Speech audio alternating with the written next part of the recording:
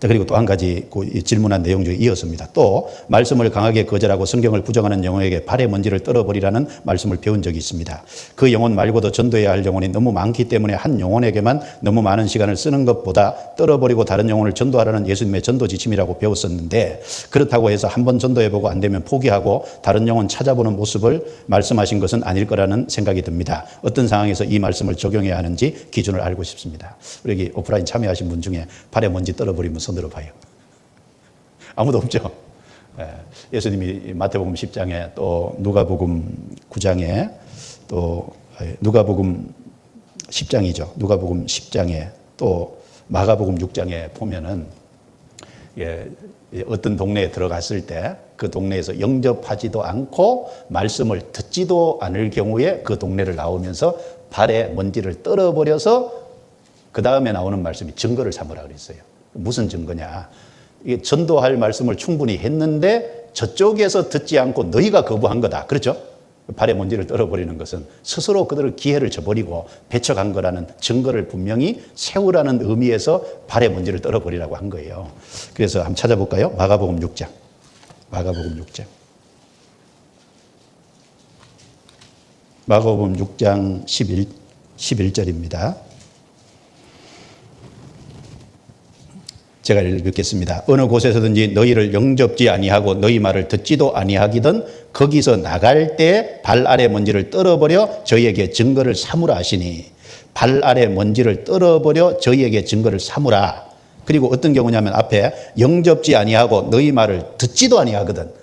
영접도 안 할 뿐 아니라 말을 아예 듣지도 않는다는 건 아주 강하게 거부하는 거지 않습니까? 강하게 거부하는, 강하게 대적하고 그럴 적에 충분히 말했는데 그쪽에서 거부한 거라는 거. 주님의 심판대 앞에 가면 이게 증거가 될 거예요. 그렇죠? 왜냐하면 저쪽에서 안 받아들인 거니까. 그 증거를 삼으라. 이제 분명히 그렇게 얘기했어요. 그들에게 발에 먼지를 떨어버리는 건 어떤 의미냐? 경고라는 겁니다. 경고. 그렇죠? 경고라는 의미를 분명히 증거를 삼으라 그랬어요. 그럼 이걸 어떤 경우에 적용하냐? 바울 사도도 사도행전 내용에 보면 그 배척을 당한 경우가 많지 않습니까? 많은데 바울 사도가 이처럼 행동한 것이 딱 두 번이더라고요. 하나는 사도행전 14장에 비시디아 안디옥에서 전도했을 때 이방인들은 받았는데 유대인들이요 어떤 기부인하고 권세 있는 사람들을 동원해서요 바울을 그 동네 쫓아낼 적에 바울이 발에 먼지를 떨어버렸어요. 그리고 또 한 곳은 사도행전 18장에 보면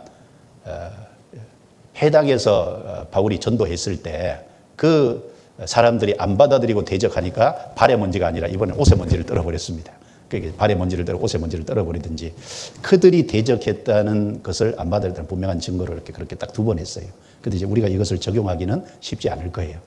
그러나 어떤 특별한 상황이 생기면 상대방에게 증거를 삼고 경고하기 위해서 필요한 경우가 혹 있을 수도 있겠다고 생각들어요.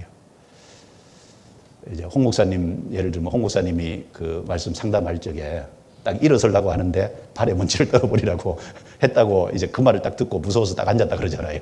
자, 이게 얼마나 중요한 것이면 그렇게 얘기했을까 생각해서 겁이 나서 앉았다 그러지 않습니까? 그러니까 그것을 경고함으로 인해서 오히려 그 사람에게 경고를 주고 그렇게 함으로 돌이킬 수 있는 계기를 오히려 삼을 수도 있겠죠. 예. 그래서 그런 의미로서 하라 그랬는데 우리가 적용하기는 쉽지 않고 어떤 특별한 상황이 생기면 그런 것이 필요할 수도 있겠다는 생각은 듭니다. 저도 아주 한 번도 안 떨어봤어요. 예. 그래서 어쨌든 두려움 없이 담대하게 전도했으면 좋겠습니다. 기도하겠습니다. 하나님 감사합니다. 우리에게 사무엘 학교라는 소중한 기회를 주셔서 이번에도 말씀을 통해 마음을 일깨우고 또 전도에 대한 많은 지혜를 또 배우고 실제로 우리 마음을 각성해서 또 훈련되게 한 주간 역사해 주심을 감사합니다. 이것이 배우고 끝나는 것이 아니라 배우고 받고 듣고 본 바를 행하라는 말씀처럼 실제 우리 삶에 연결되어서 영혼을 건지고 세움으로 하나님께 영광이 돌아가게 해 주옵소서. 이번 수양회 때도 우리가 듣고 배운 것들을 활용해서 영혼을 건지는 데 많이 쓰임을 받을 수 있도록 각각의 형제 자매들을 이끌어 주시고 도와주옵소서. 한 주간 함께해 주신 주께 또 우리의 마음을 각성시키고 또 우리를 가르쳐 주신 주님께 진심으로 감사드립니다. 우리를 구원해 주신 주 예수님 이름으로 기도드리옵니다. 아멘.